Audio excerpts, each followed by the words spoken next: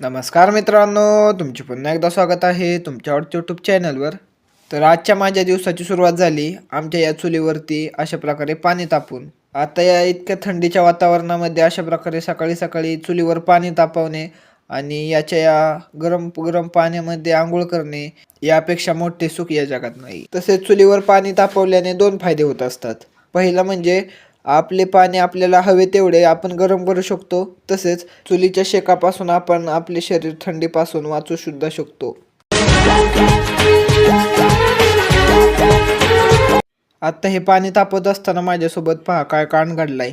या प्लास्टिकच्या लाल बादलीमध्ये मी आमचे तापवलेले पाणी घरामध्ये आंघोळीसाठी नेणार होतो, परंतु आता पहा या बादलीला चुलीच्या शेकोटीने पहा अशा प्रकारे खालूनच वितळून टाकले आहे.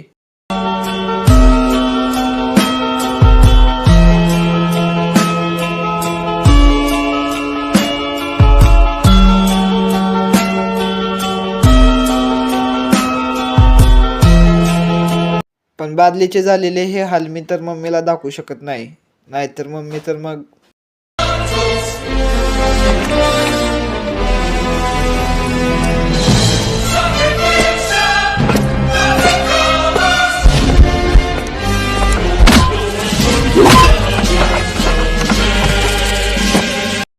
मला आता या बादलीचं काय करायचं हाच प्रश्न पडला होता.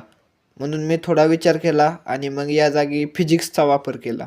ज्या ठिकाणी ही बादली वितळली होती ते ठिकाण अजूनही गरम होते आणि मऊ असल्यामुळे ते सहज कोणताही आकार घेऊ शकत होते. मग मी या बादलीला उचलले आणि आमच्या थंड पाण्याच्या टाकीमध्ये थोड्या वेळासाठी बुडवून ठेवले आणि मग तिला बाहेर काढल्यानंतर दोन्ही दगडांमध्ये तिला आत गुंतून तिचा आकार पुन्हा एकदा नव्याप्रमाणे देण्याचा प्रयत्न केला आणि ही बादली आधीप्रमाणेच पुन्हा एकदा नवीन दिसू लागली. Would like to take notes while I take totes of the marijuana smoke.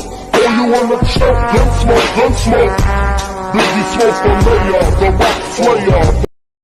आंघोळ केल्यानंतर मात्र मी आमच्या या आंब्याच्या शेतामध्ये आलो, जेथे आम्ही अशा प्रकारे यावर्षी गहू लावलेला आहे आणि या गव्हावरती सकाळपासूनच पप्पा वाढीचे औषध मारत होते.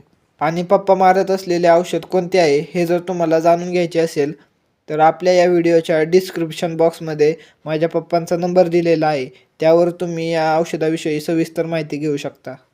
आणि यानंतर मी घेऊन आलो आमच्या म्हशींना माळावरती चारायला घेऊन. खूप दिवस झाले या म्हशींना मी माळावरती आणले नव्हते आणि मला आज यांना माळावरती आणण्याचा चान्स मिळाला.